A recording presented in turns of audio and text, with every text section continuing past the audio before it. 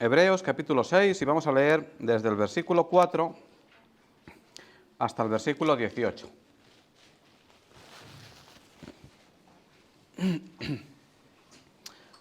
Y dice la palabra de Dios, dice: porque es imposible que los que una vez fueron iluminados y gustaron del don celestial y fueron hechos partícipes del Espíritu Santo, y asimismo gustaron de la buena palabra de Dios y los poderes del siglo venidero, y recayeron, sean otra vez renovados para arrepentimiento, crucificando de nuevo para sí mismos al Hijo de Dios y exponiéndole a vituperio.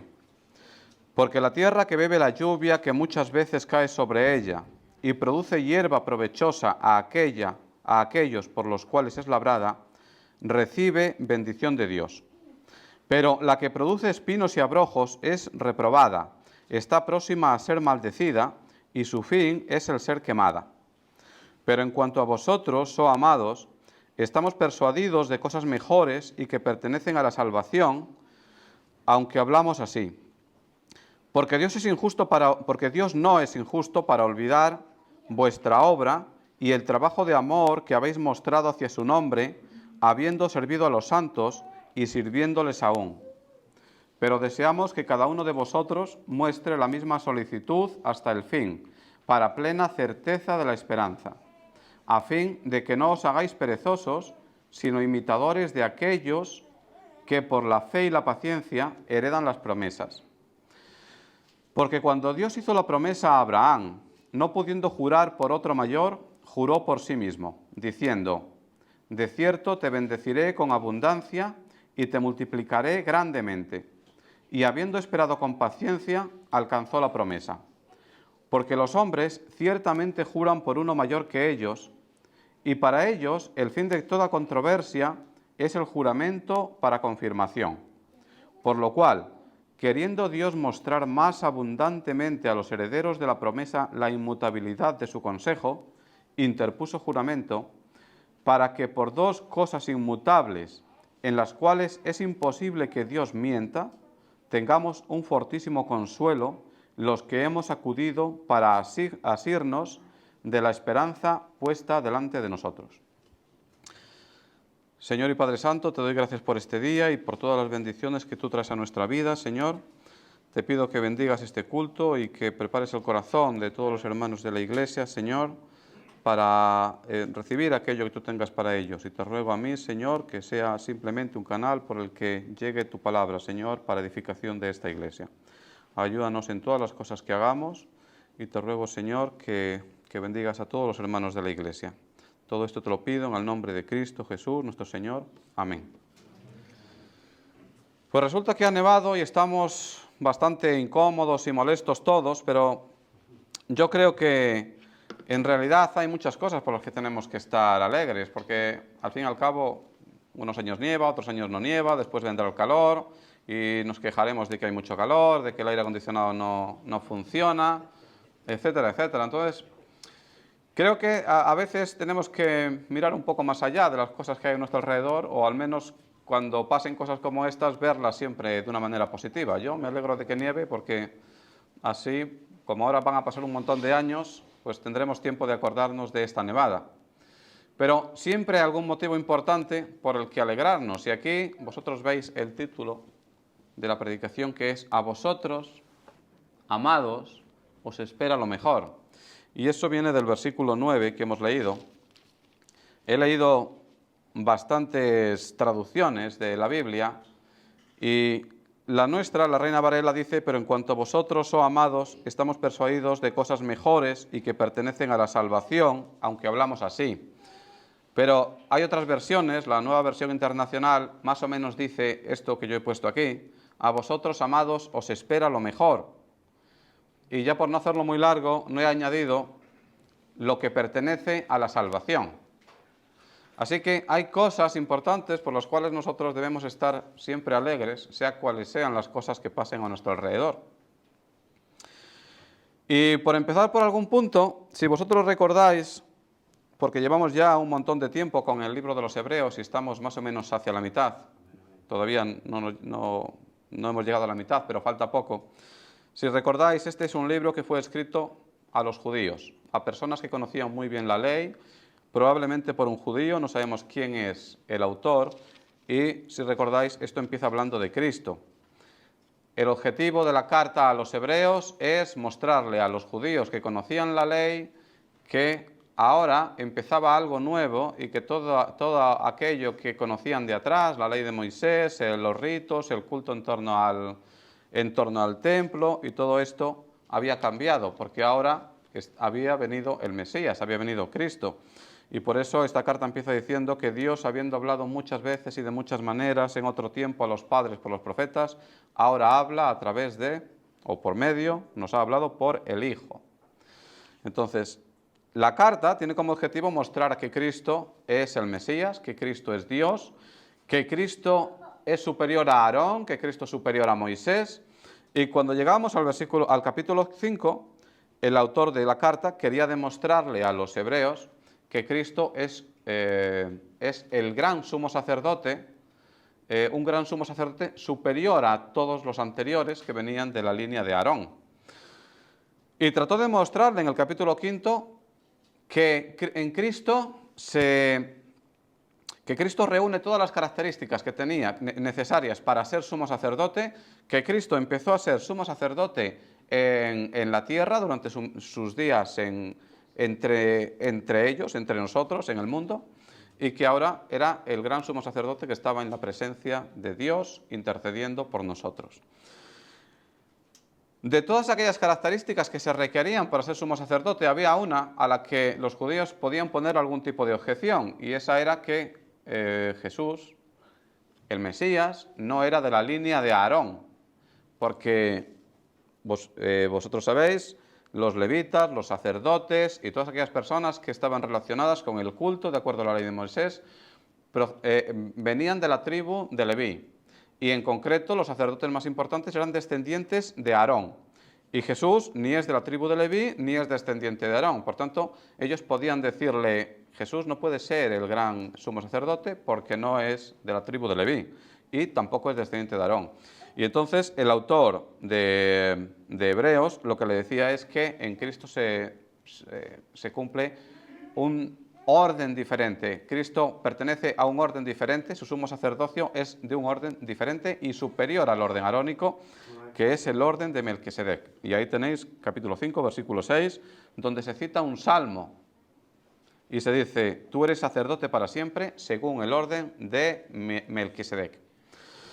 Y después de esto, el autor de esta carta, como si estuviera un poco enfadado con los destinatarios a quienes iba dirigida, porque parece que no entienden lo que les dice, los acusa y les dice, os habéis hecho tardos para entender, necesitáis leche, no podéis recibir alimento sólido.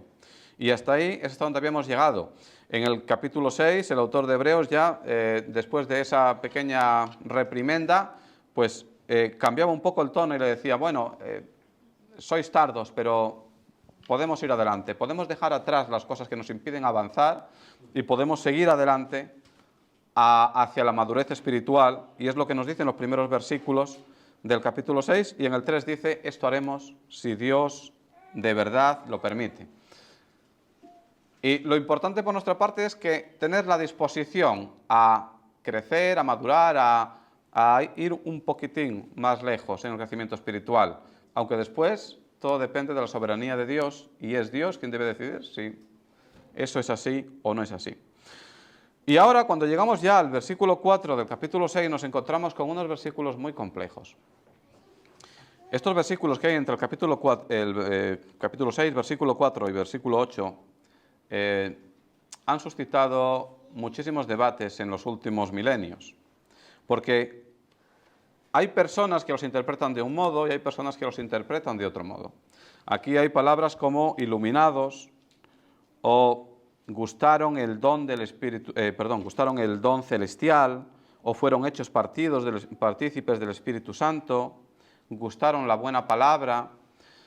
Y muchas personas utilizan estos versículos para decir que el autor de Hebreos aquí le está hablando a creyentes que han apostatado de la fe. Es decir, a personas que eran salvas y que pierden la fe. Personas que eran salvas y en un momento determinado deciden volver atrás. Y entonces dejan de ser salvos. Pero otras personas dicen que esto no es posible porque evidentemente una persona cuando es salva no puede dejar de ser salva. Bueno, esto simplemente lo digo para que sepáis que respecto a estos versículos ha habido muchas controversias y hay diferentes opiniones en función de la interpretación que se le dé a estos versículos. Yo no voy a entrar en esas interpretaciones, simplemente lo que os digo es que desde mi punto de vista aquí estos 4 versículos del 4 al 8 son versículos que el autor de Hebreos dirige a personas que están en las iglesias a las que va dirigida esta carta, están en esas iglesias, sin embargo no son creyentes. Yo no creo que estos versículos vayan dirigidos a creyentes. De hecho, en la carta a los hebreos y en los capítulos que ya hemos leído hasta ahora, hay momentos en los que el autor se dirige a los creyentes y hay momentos en los que el autor se dirige a no creyentes, a personas que están en las iglesias de los judíos, pero no son creyentes. Y entonces les recuerda, por ejemplo, que no pueden perder la salvación, o les recuerda, como vimos en los primeros capítulos, que aquellos judíos que salieron de Egipto, aún habiendo visto todos los prodigios, milagros, señales, milagros en definitiva, todas las cosas que hizo Dios en el Sinaí, o que hizo desde el momento en el que los sacó de Egipto hasta el Sinaí, vieron el poder de Dios constantemente, una vez tras otra, fueron testigos presenciales de grandes milagros y aún así ellos después, en el momento en el que hubo dudas y problemas, o tuvieron sed o tuvieron hambre, o Moisés se alejó un poco de ellos, al final dieron la espalda a Dios y llegaron a construir, como nos decía antes Flavio, un becerro de oro. Por eso, yo creo que el autor de Hebreos aquí se está dirigiendo a personas que se congregan en estas iglesias y que están escuchando predicaciones, que conocen la Biblia, que han oído hablar de Cristo y sin embargo son incrédulos. Y desde ese punto de vista, nosotros podemos pensar que esas personas están recibiendo grandes beneficios y grandes bendiciones de Dios. Cuando dice, por ejemplo, que fueron iluminados, debemos entender esto como que ellos están en la iglesia y escuchan predicaciones sobre Cristo. Debemos entender que ellos están siendo expuestos a la palabra de Dios y que son capaces de entender cuál ha sido la obra de Dios. Pero en ningún caso se debe identificar iluminación con conversión. En el fondo, cualquier persona a la que se le predica la palabra de Dios es una persona que está siendo iluminada hacia las cosas de Dios. Es verdad que el creyente también necesita iluminación, por ejemplo, para leer la Biblia y para entender aquellas cosas que Dios te tiene que decir. Debemos nosotros ponernos cuando vamos a leer un versículo, debemos ponernos ante Dios y pedirle en oración que nos ilumine, para que sea el Espíritu Santo quien nos indique, quien nos enseñe de esos versículos que vayamos a leer, qué cosas hay ahí para nosotros, porque si no, leeremos la Biblia entera y no nos enteraremos de nada. Pero la palabra iluminación tiene más significados según el contexto, y en este contexto yo creo que es claro que lo que quiere decir es que estas personas están en la iglesia y están siendo expuestas a la palabra de Dios, están siendo iluminadas de las verdades de Dios y sin embargo ellos no dan el último paso, el paso de fe necesario para ser creyentes. Vamos a leer, por ejemplo, 1 Corintios capítulo 21, que es un versículo que yo os animo a que memoricéis, en la que se nos dice lo importante que es la predicación. 1 Corintios capítulo 1, versículo 21 dice: pues ya en la sabiduría de Dios, el mundo no conoció a Dios mediante la sabiduría, agradó a Dios salvar a los creyentes por la locura de la predicación. Aquí la predicación se llama locura, pero no deja de ser una manera de enseñarle a la gente cuáles son las verdades de Dios. Y toda persona que está expuesta a una predicación que se base en la palabra de Dios es una persona que está siendo iluminada por Dios, tanto si es creyente como si es incrédula. Después nos dice que gustaron el don celestial Y también nos dice que gustaron la buena palabra. Y mucha gente interpreta este gustaron como que esas personas son salvas. Pero quizá esto lo entendamos mejor si vamos un poco atrás al capítulo 2 del libro de Hebreos, versículo 9, donde nosotros leemos: pero vemos a aquel que fue hecho un poco menor que los ángeles, y aquí está hablando de Cristo, a Jesús, coronado de gloria y honra a causa del padecimiento de la muerte, para que por la gracia de Dios gustase la muerte por todos. ¿Qué significa entonces gustar? ¿Qué significa que Cristo gustó la muerte? Pues lo que significa es que Cristo murió, pero a día de hoy ya no está muerto, a día de hoy está vivo. Murió y durante un tiempo corto estuvo muerto, pero ese gustar la muerte significa que experimentó la muerte durante un tiempo, pero no fue un estado definitivo. Y aquellos que gustan el don celestial y aquellos que gustan la buena palabra en estos versículos son personas que prueban el don celestial o son personas que prueban la buena palabra, pero simplemente la prueban. No se alimentan ni del don celestial ni de la buena palabra. Ellos la prueban, es posible incluso que le guste, pero después te dicen: no, gracias, no quiero más.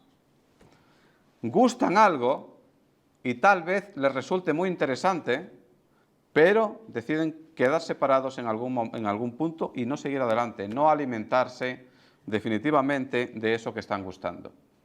También para ellos, en este caso, refleja algo que es temporal, algo que hacen en un momento, pero no es definitivo. Gustan el don celestial, pero no se alimentan del don celestial. ¿Y qué es el don celestial? Bueno, en el Nuevo Testamento, cuando se habla de don celestial, se puede hablar de diferentes cosas, pero básicamente el don celestial es Cristo. A veces también se refiere, la palabra también habla del don celestial como del Espíritu Santo, pero básicamente es Cristo. Vamos a leer dos versículos, aunque no se dice claramente don celestial, pero vamos a leer Juan capítulo 6, versículo 51, en donde leemos: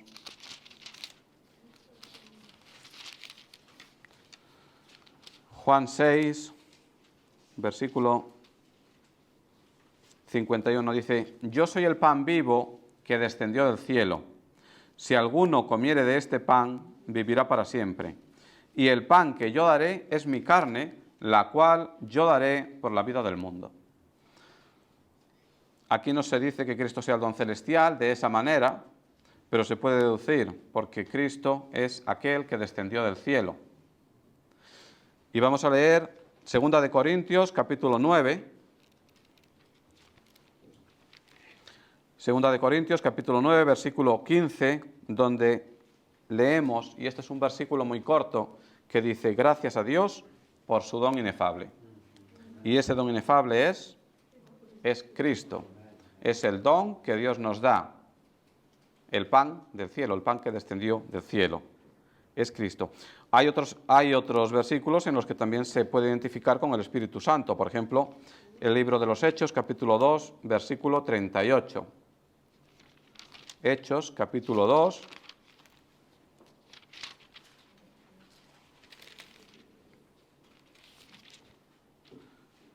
Versículo 38, en donde dice: Pedro les dijo: arrepentíos y bautícese cada uno de vosotros en el nombre de Jesucristo para perdón de los pecados y recibiréis el don del Espíritu Santo.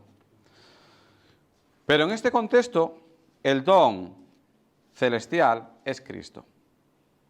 Y lo que nos dice es que estas personas gustan el don celestial, saben quién es Cristo, oyen hablar de Cristo, entienden que Cristo es Dios. El autor de Hebreos se lo ha dicho en el capítulo 1, versículo 1. Ellos saben quién es Cristo, saben por qué vino al mundo, saben que es Dios encarnado, saben que murió para que los salvos puedan llegar al cielo, saben que no hay otra manera de alcanzar el cielo. Y después de saber todas esas cosas, ellos simplemente gustan ese don, pero no se alimentan de él, se quedan quietos. Ser hechos partícipes del Espíritu Santo, como dice a continuación, hay personas que lo interpretan con que estas personas tienen al Espíritu Santo morando en ellos, tal y como nos dice la Biblia que ocurre con los salvos. Las personas salvas tienen al Espíritu Santo morando en sí mismos, en ellos. Pero esto no significa tampoco eso. No necesariamente significa que aquellos que son hechos partícipes del Espíritu Santo sean personas salvas que tienen al Espíritu Santo morando con ellos. Y para entender esto podemos ir también al capítulo 2, versículos del 1 al 4, en donde leemos: por tanto, es necesario que con más diligencia atendamos a las cosas que hemos oído, no sea que nos deslicemos. En esta parte el autor se está refiriendo a personas incrédulas.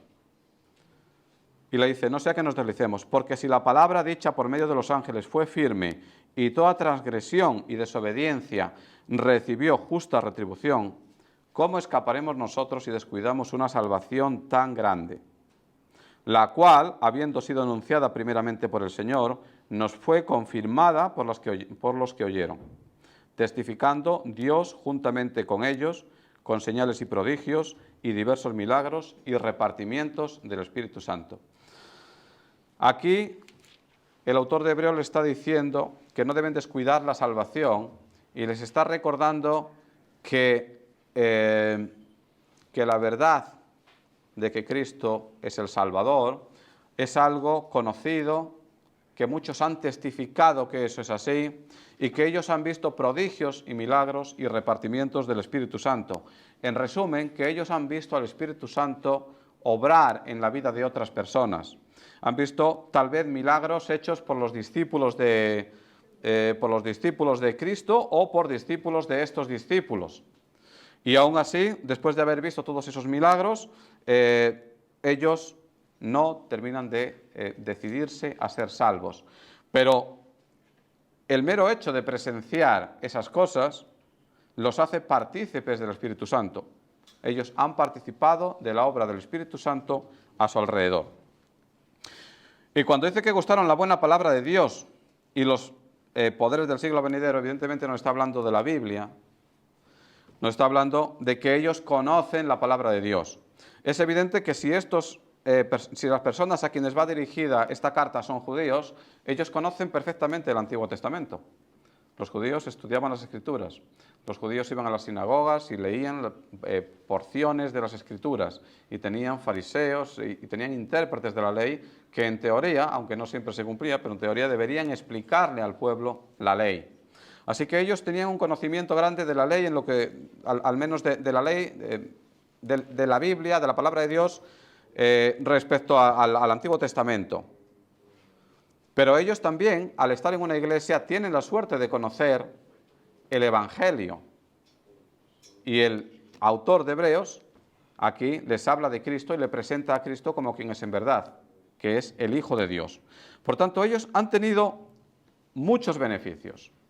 Y estos beneficios y bendiciones son beneficios y bendiciones que recibe toda persona a quien alguna vez se le predica la palabra de Dios. Cualquier persona que entre ahora mismo en esta iglesia y que sea incrédulo recibe bendiciones por estar aquí, porque oye la palabra de Dios. Y si ahora salimos ahí fuera y se le predica el Evangelio a un incrédulo, esa persona, aunque rechace el Evangelio, está recibiendo una bendición de Dios y está teniendo un gran privilegio, porque hay alguien que le está diciendo que Cristo es Dios, que Cristo ha venido al mundo, que no hay posibilidad de salvación para nadie si no es por la obra de Cristo, pero también que esa persona es una persona pecadora. La mayor parte de la gente en nuestros días va a rechazar todo esto. Pero compartir la palabra de Dios con otra persona, al final, tiene que llevar a esa persona a un punto en el que esa persona tiene que decidir qué hace. Se le debe contar quién es Cristo, pero al final hay que decirle, tú eres pecador. Y cuando llegamos ahí, ¿qué puede hacer esa persona? Esa persona puede reconocer que efectivamente es una persona pecadora y arrepentirse. Pero puede ocurrir que no lo reconozca De hecho, la mayor parte de la gente no reconocen su pecado. La mayor parte de la gente son personas que tienen una teología propia y se sienten buenos. La mayor parte de la gente piensa, yo soy bueno, Dios es bueno, Dios y yo somos como amiguetes. Dios nunca me va a condenar a mí porque yo soy bueno y Dios sabe que yo soy bueno. Lo mismo que yo sé que Dios es bueno y que no me va a condenar. Pero ese pensamiento es un pensamiento falso. Eso no es así. Dios no es un amigo de ningún incrédulo. Así que, por muy bueno que yo me crea, lo cierto es que la Biblia lo que dice es que todos somos pecadores y yo también. Y cuando se le muestra el Evangelio a una persona, al final lo que hay que decirle, o en algún momento de ese proceso hay que decirle, tú eres una persona pecadora y tú no vas a poder hacer nada por ti mismo para alcanzar el cielo. Por tanto, debes arrepentirte de tus pecados porque tus pecados ofenden a Dios. Y si esa persona se arrepiente, pues bendito sea Dios, porque hay un creyente más y una persona más salva. Pero, ¿qué ocurre si esa persona decide rechazar a Cristo? Pues lo que nos dice aquí, dice en el versículo 6, lo que nos dice es que estas personas que han tenido esas grandes bendiciones, si recaen, lo que dice es que ya no es posible que sean otra vez renovadas. Mucha gente utiliza la palabra recayeron para demostrar que la salvación es posible de perderse, porque van a la palabra original en griego y recayeron viene a significar algo así como que cayeron cerca, no lejos, como que es una caída pequeña o algo así. Pero incluso si se aceptara que la salvación se puede perder, aquí lo que vemos es que si la pierdes una vez, ya no puedes volver a conseguirla. Pero aún antes de eso, lo que nos muestra esto es que aquellas personas que rechazan el Evangelio constantemente, puede llegar un momento en el que ya no tengan oportunidad de arrepentirse. Si recaen, ya no es posible que sean otra vez renovados. No sé si recordáis en el libro del Éxodo, el momento en el que el faraón, en el momento en el que Moisés, enviado por Dios, va a Egipto, se presenta delante del faraón y le dice, Dios quiere que dejes libres a los hebreos. Y el faraón lo que dice es que no. Y Moisés hace una serie de milagros allí delante del faraón, y los magos del faraón imitan esos mismos milagros. Pero después Dios le envía unas plagas, que en realidad son grandes milagros, que el faraón puede contemplar, y tienen como objeto que Faraón deje libres a los hebreos. Y una vez tras otra lo que vemos es que el faraón se obstina en decir que no. El faraón lo que está diciendo es, mi voluntad es más importante que la de Dios. Pero lo que nos muestra la Biblia es que la voluntad de Dios es la voluntad que al final se acaba haciendo. Nosotros podemos pensar que somos el faraón de Egipto y que somos dioses. Podemos pensar que tenemos todo el poder del mundo y que nuestra voluntad es la mejor y que debe hacerse aquello que nosotros queramos. Pero la Biblia lo que nos muestra es que no, que al final será la voluntad de Dios la que prevalezca. Y en ese pasaje vemos que se añade que Dios endurece a ese hombre, endurece al faraón. Y ahí se cumple lo que hemos leído hoy en Romanos, capítulo 1, versículo 21, que lo vamos a volver a leer, si me acompañáis a Romanos.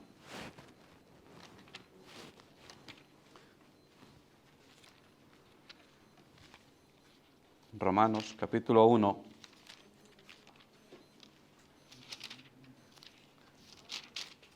Versículo 21, ahí tenemos, dice, pues habiendo conocido a Dios, no le glorificaron como a Dios.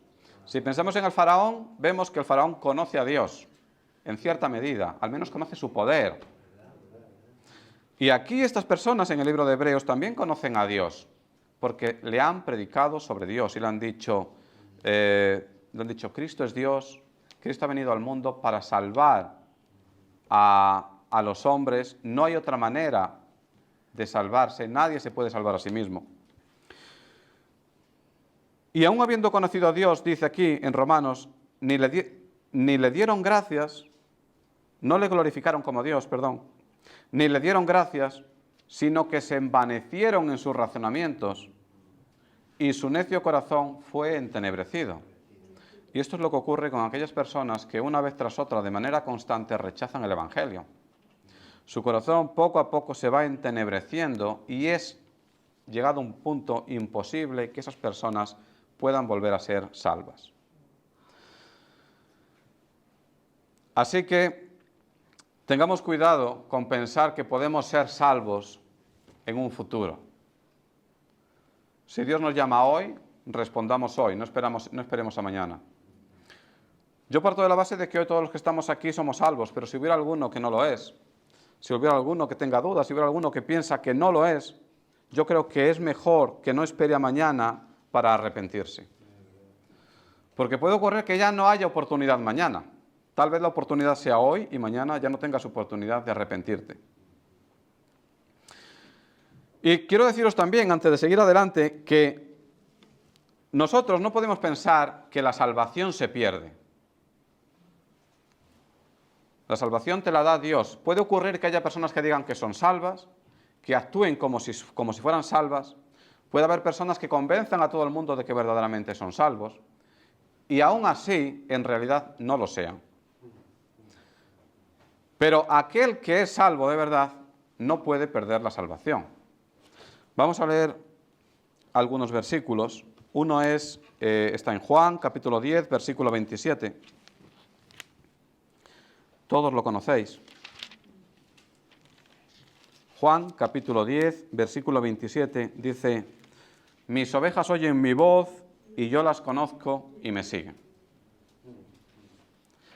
Aquellos que hoy dicen creer y mañana no creen, no pueden considerarse ovejas del Señor. Vamos a ir a Romanos, capítulo 8, versículo 35.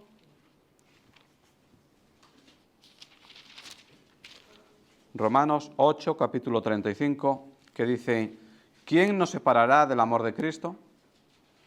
¿Tribulación, o angustia, o persecución, o hambre, o desnudez, o peligro, o espada? A los creyentes verdaderos nada los puede separar de Cristo.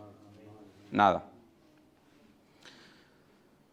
Y podemos leer también en Primera de Pedro, un poco más adelante de Hebreos, Primera de Pedro, capítulo 1.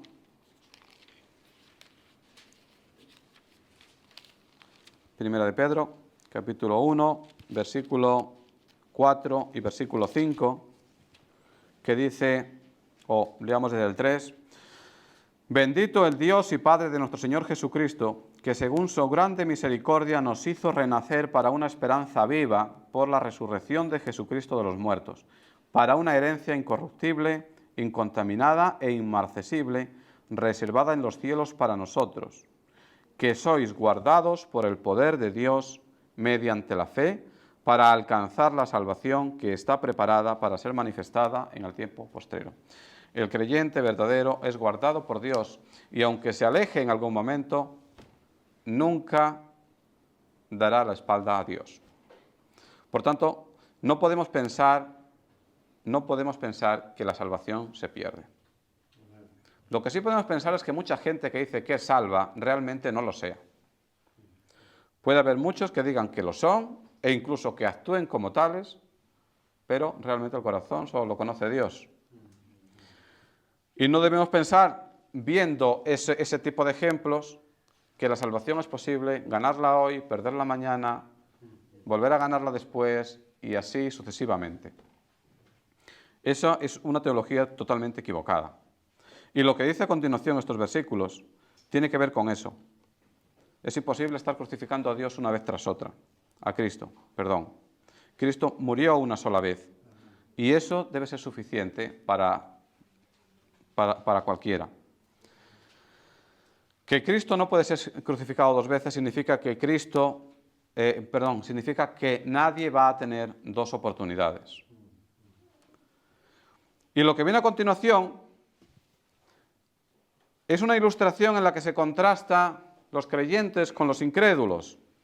Dice que la lluvia cae sobre la tierra y hay tierra que da buena hierba, que es bendecida, que recibe la bendición de Dios, es provechosa, recibe la bendición de Dios, y en cambio hay otra tierra que produce espinos y abrojos, es reprobada y está próxima a ser maldecida.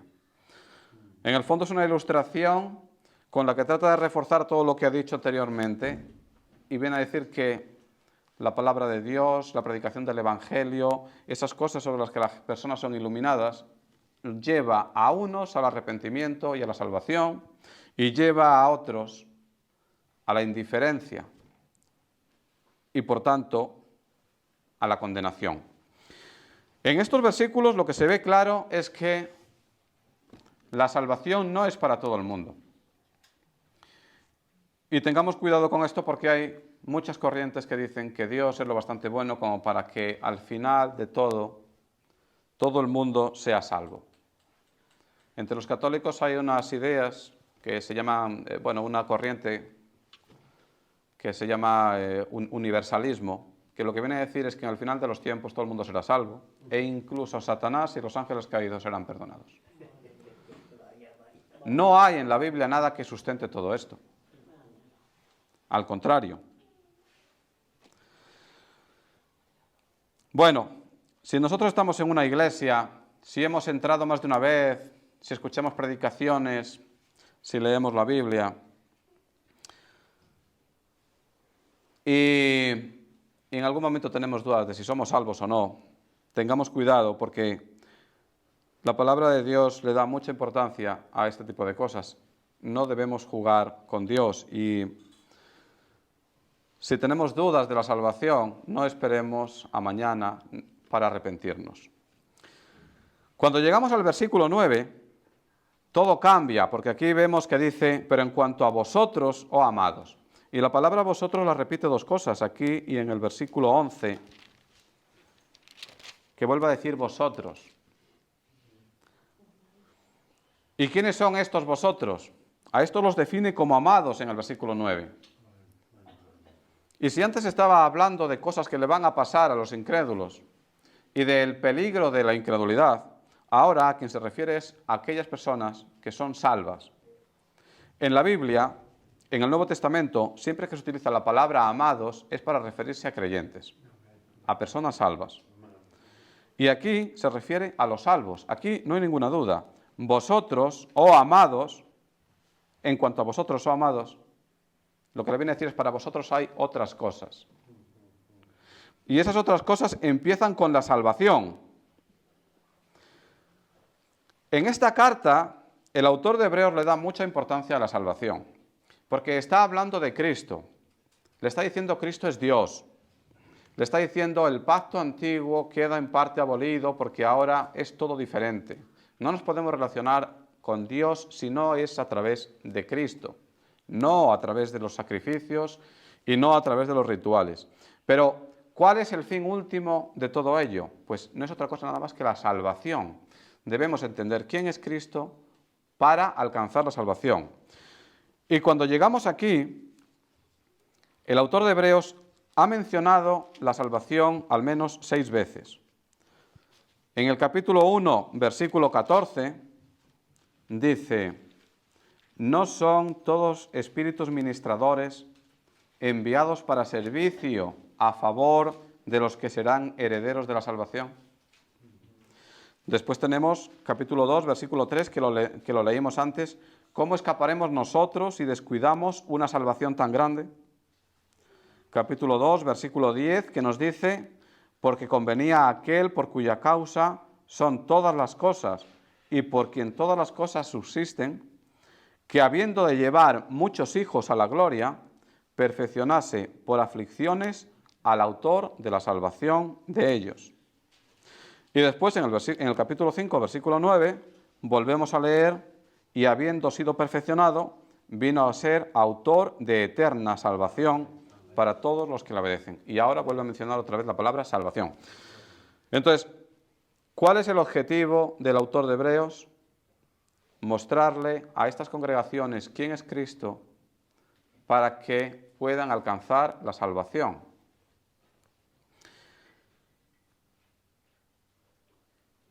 Así que la salvación es algo importante.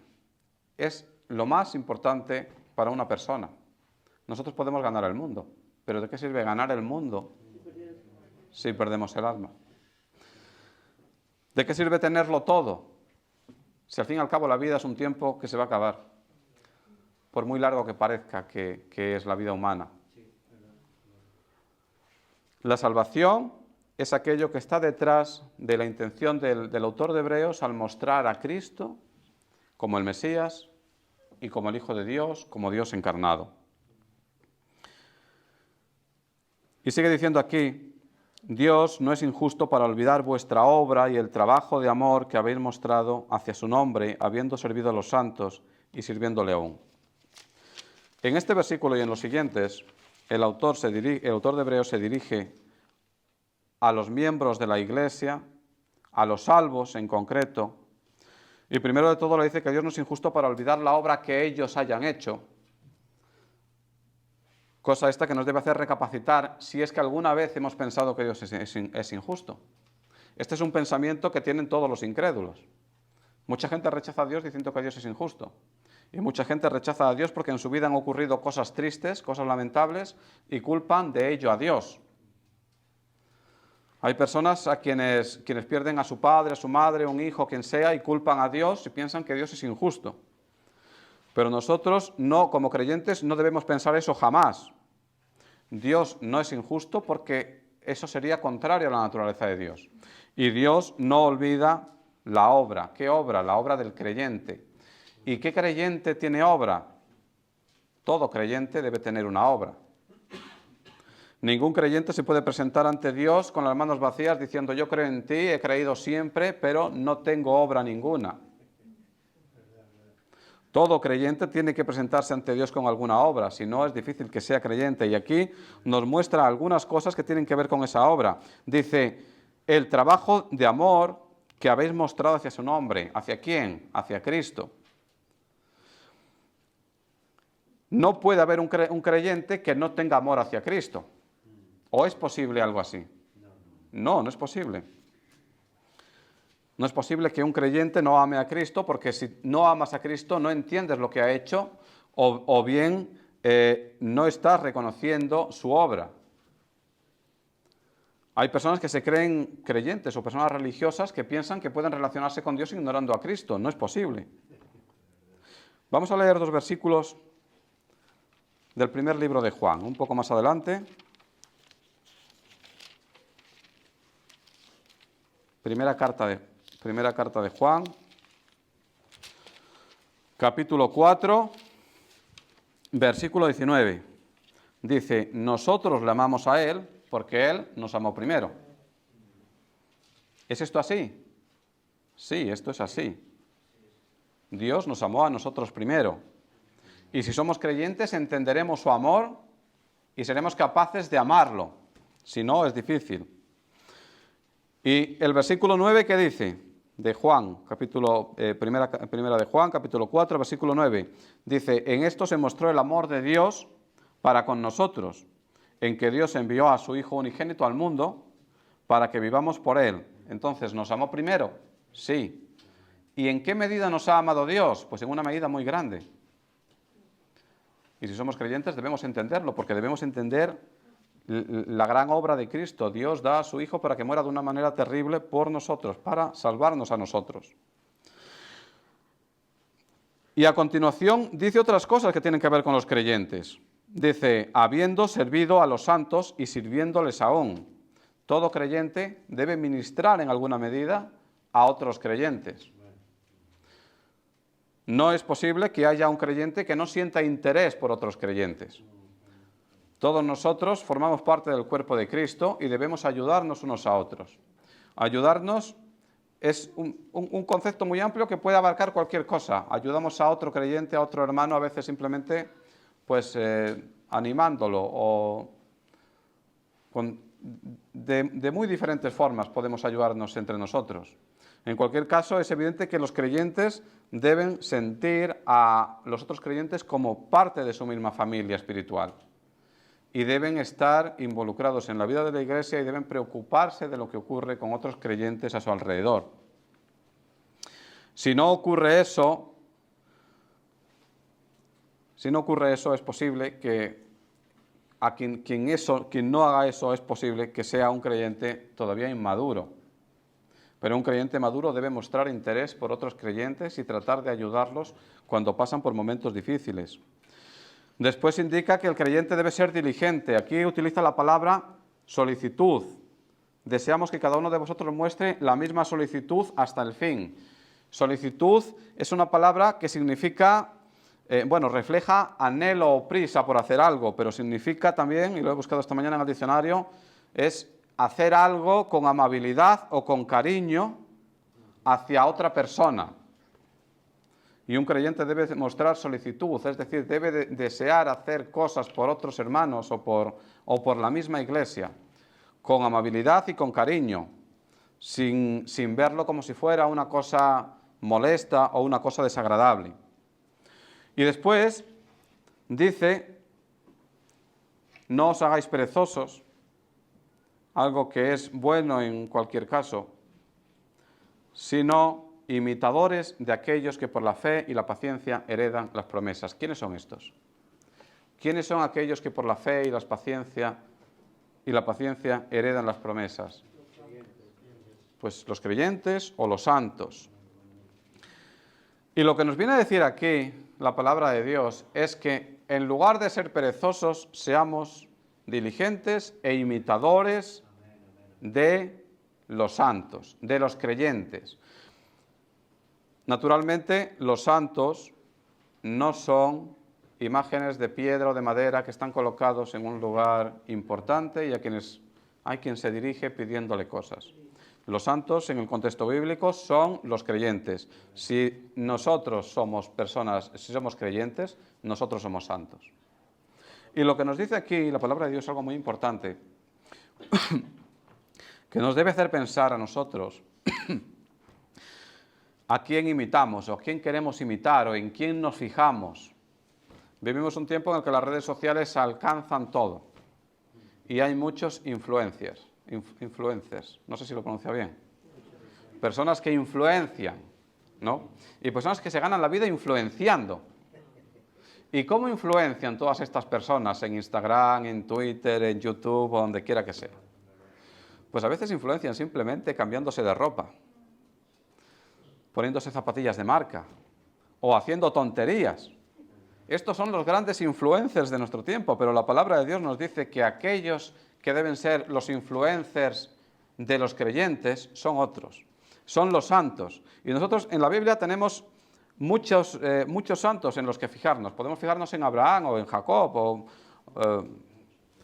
o en Pablo o en Pedro, naturalmente en Cristo. Pero no debemos limitarnos a los santos del Nuevo Testamento. ¿Puede ocurrir que entre nosotros haya santos a quienes debamos imitar? ¿Puede ocurrir que ignoremos el trabajo y la solicitud que tienen algunos de nuestros hermanos para Dios y nosotros ignoremos lo que están haciendo y en lugar de fijarnos en esas personas nos estemos fijando en otros que ni siquiera son creyentes? Lo que quiero deciros es que nosotros debemos imitar a los santos, pero a veces tenemos santos cerca de nosotros a quienes podemos imitar. Así que cuando veamos a alguna persona trabajando de manera constante y denodada para Dios, recordemos que lo que Dios nos dice es que nos fijemos en ese trabajo que está haciendo. Porque tal vez sea bueno para nosotros imitar a esas personas, que son personas que están a nuestro alrededor. Personas a quienes podemos imitar y también ayudar de vez en cuando. En cualquier caso, lo que nos dice la palabra de Dios en estos versículos es que los creyentes en su vida se deben ver ciertos rasgos. Debemos amar a Dios, debemos trabajar con solicitud, es decir, con amabilidad y con cariño por otros creyentes y por la Iglesia, y también debemos imitar lo bueno, no lo malo. lo que vemos en esos versículos son características de nuestra vida, cosas que deberían estar presentes en nuestra vida. Y lo que viene a continuación, desde el versículo 13 hasta el 18, no es otra cosa nada más que un recordatorio de que todo esto que está diciendo el autor de Hebreos es cierto. Aquí se recuerda un momento de la vida de Abraham cuando Dios jura por sí mismo. Vamos a leerlo y ya es el último versículo. Génesis capítulo 22, versículo 16.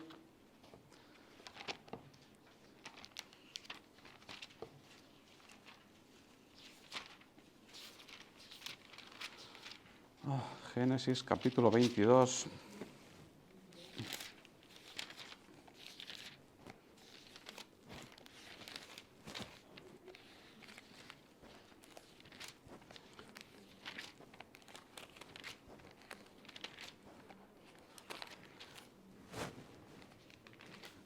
Génesis capítulo 22, versículo 16, creo que soy el último en encontrarlo.